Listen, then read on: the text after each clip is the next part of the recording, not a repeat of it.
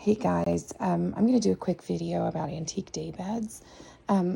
Apparently I talk too much, and so I had made this video for a client and it was too big to send.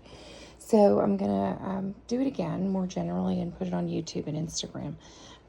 What we are doing is putting this on a third floor, in a third floor study. And so, and there's the dog.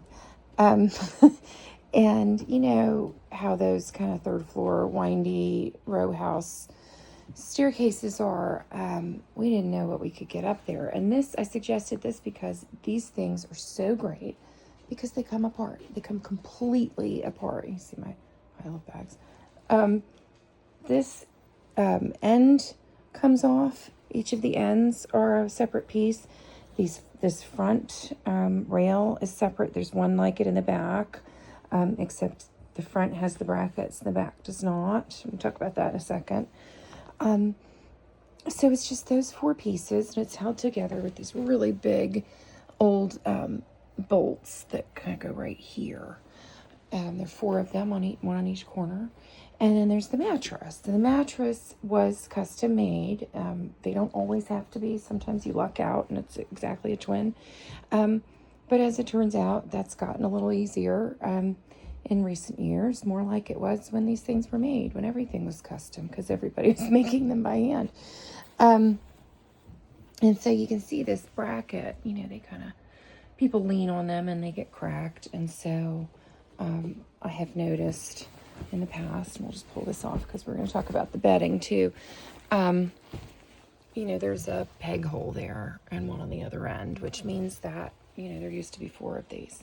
So yeah, so keep these big bolsters on each end. They're kind of nice to lean on. And then this is a cover that I made when I was not as good at sewing as I am now.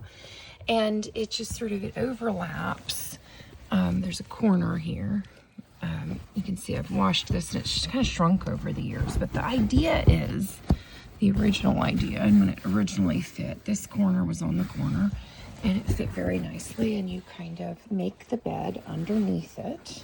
It's actually, there's usually a duvet under here, but there's sheets and a mattress pad under here. I use a wool mattress pad. I love those. And you know, you can keep the bed made. And so if you have guests show up unexpectedly or expectedly, you can just kind of take this whole thing off. You just roll this up and put all the decorative pillows inside it in a big packet, and then get a regular pillow.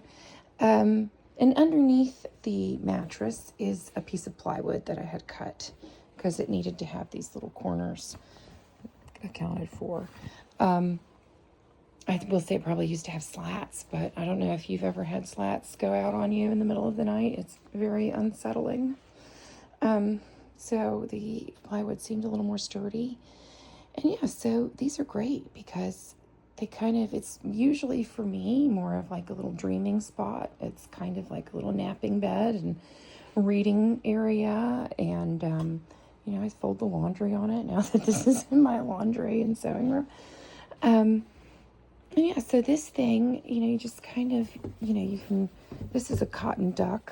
It's a little, you know, it's sturdy, but it did shrink over time. As I said, it's, I don't know if I said this, but it's almost 20 years old. I've had this for almost 20 years. But these are great. You know, this is from it's Flemish. It's from the mid-19th century. And like you can see here, this is what's called a shrink swell crack. And that's not two pieces of board that have fallen apart. That is one original giant tree that, you know, wood has water in it. And so it expands and contracts with temperature. You can see these little cracks from the burlwood veneer on the top.